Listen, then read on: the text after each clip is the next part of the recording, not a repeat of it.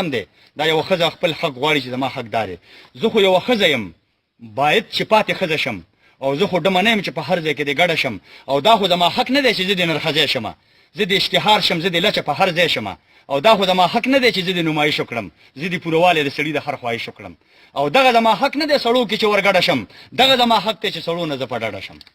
او دا د ښځې حق نه دی چې کور نه یې بهر کړه دا د ښځې حق دی چې جایداد کې حصه ورکړه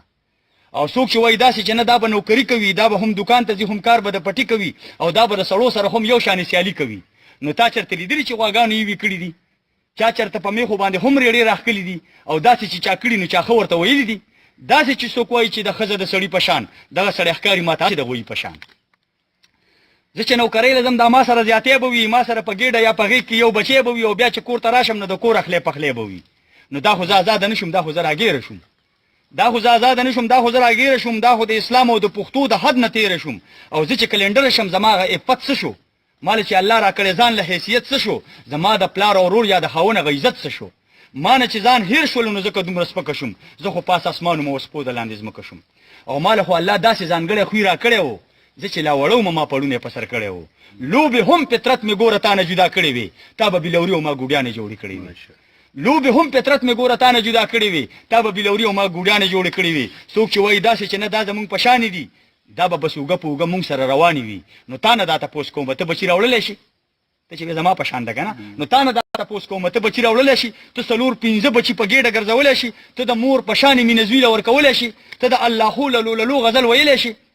زه جدا جذبات لرم زه بیا احساسات لرم زه خو د خالد بچی یم زه ښکلي صفات لرم ما له خپل فطرت راکړئ ما سره انصاف وکړئ او دا که زما حق نه وي بیا خیر د اختلاف وکړئ ما له خپل فطرت راکړئ ما سره انصاف وکړئ او دا که زما حق نه وي بیا خیر د اختلاف وکړئ زه په نمونه کې ښکلې زنانه لرم زه خو صدیقه لرم زه خو فاطمه لرم او نظم په یورپ پسې بیا خو به بربنډه شم نظم په یورپ پسې بیا خو به بربنډه شم شپه ورځ به نه پېژنم هر وخت به په منډه شم او دا روشن خیالي رانه په زور باندې عزت اخلي دا روشن خیالي رانه په زور باندې عزت اخلي او دا روشن خیالي رانه خدای ګو چې جنت اخلي زه خو جوړه شوې ګوره ګل غوندې نازکه یم زه خو د خپل پلار او د خاوند د کور ملکه یم او زه خو د عصمت او د حیا په کالو ډکه یم زه مضبوط دلیل لرم ما سره قرآن شته زه مضبوط دلیل لرم ما سره قرآن شته ما سره نبي شته دی او ما سره فرمان شته زه تابعداري به د احزاب سوره نور کوم او دا زما دستور دی ژوند به دغسې ضرور کوم او ای شاعره تا خو ورله خپله برخه ورکړله